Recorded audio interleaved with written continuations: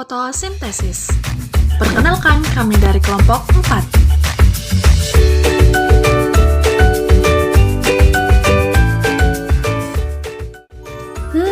Pasti penasaran kan gimana prosesnya?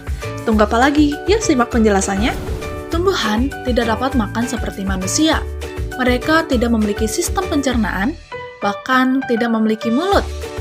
Mereka dapat membuat makanannya sendiri yang diperoleh dari lingkungan atau sering disebut autotrof. Karbon dioksida, suatu gas yang sering kita temukan di udara, kemudian akan masuk ke dalam tumbuhan yang lubang kecil yang terletak di bawah daun, yang sering kita sebut stomata.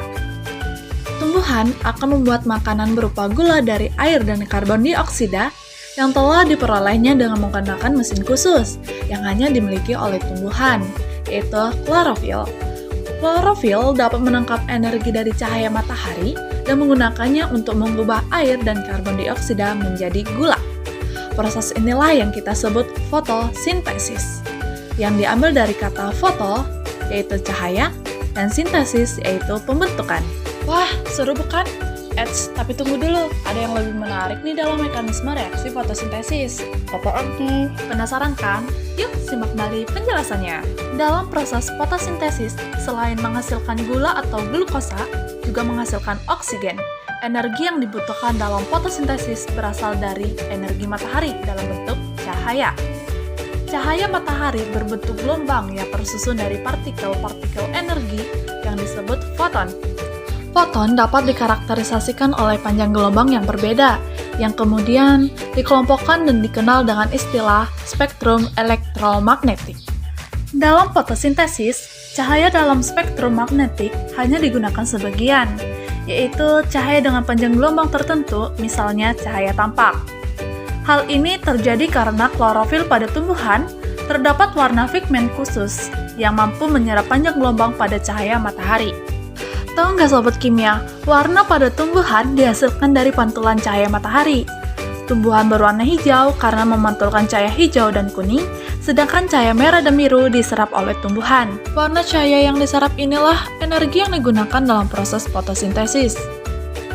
Fotosintesis mengalami dua reaksi, yaitu reaksi terang dan reaksi gelap.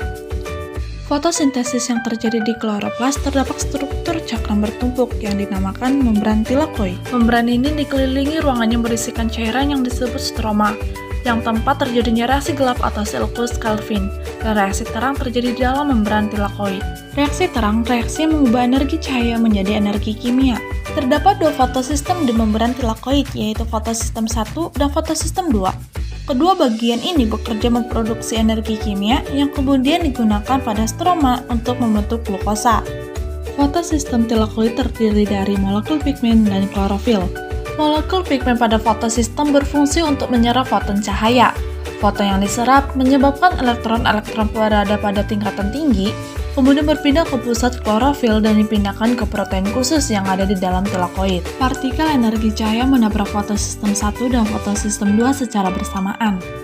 Pada fotosistem 2, setelah foton diserap oleh molekul pigmen dan dipindahkan ke protein, maka dalam fotosistem 2 akan kekurangan elektron. Fotosistem 2 yang kekurangan elektron akan diganti melalui proses fotolisis yang melibatkan proses oksidasi molekul air yang menghasilkan elektron bebas dan oksigen. Oksigen yang dihasilkan sangat penting pada proses respirasi sel, saat elektron dalam protein khusus melewati rantai transport elektron. Energi dari elektron digunakan untuk memompa ion hidrogen dari stroma ke tilakoid, kemudian menciptakan gradien konsentrasi. Saat konsentrasi gradien terbentuk, terjadilah proses sintesis ATP, di mana ATD diubah menjadi ATP. Pada reaksi inilah yang menyebabkan elektron menjadi lemah. Elektron yang lemah dipindahkan ke fotosistem 1. Dalam fotosistem 1, elektron diisi kembali dalam protein yang dipindahkan ke rantai transport elektron untuk mereduksi elektron pembawa NADP+ menjadi NADPH. Pada saat foton memasuki membran tilakoid, maka ATP dan NADPH terus diproduksi menuju jalur metabolik di stroma. Molekul ATP dan NADPH yang diproduksi dalam reaksi terang digunakan di stroma sebagai penggerak reaksi gelap atau yang dikenal dengan siklus Calvin. Wah, seru bukan? Semoga video ini dapat bermanfaat bagi kita semua. Kami kelompok 4 pamit undur diri. Thanks for watching.